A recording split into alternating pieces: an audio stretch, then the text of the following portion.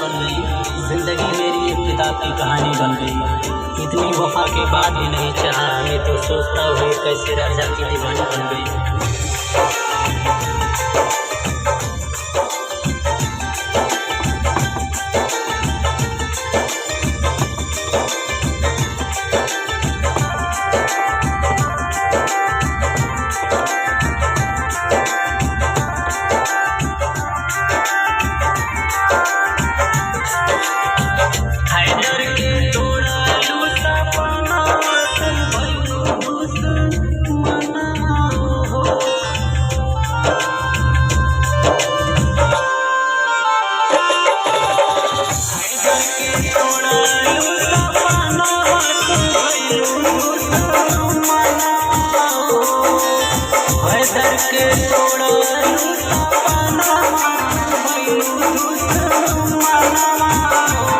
अपने हाथे से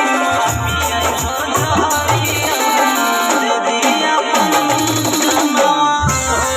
अपने हाथे जानू पियाई दे दिया कश्ती भी गई, किनारा भी गया, टूटे दिल का सहारा भी गया।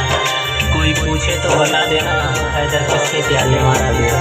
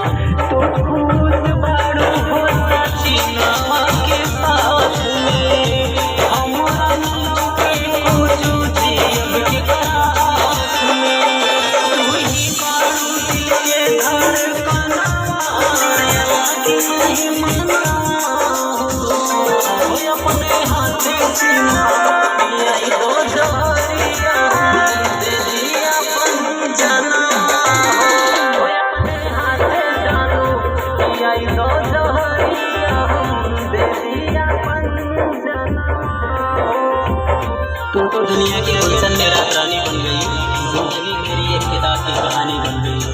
इतनी वफा के बाद ही नहीं चाहा, मैं तो सोचता हूँ कैसे राजा की दीवानी बन गई।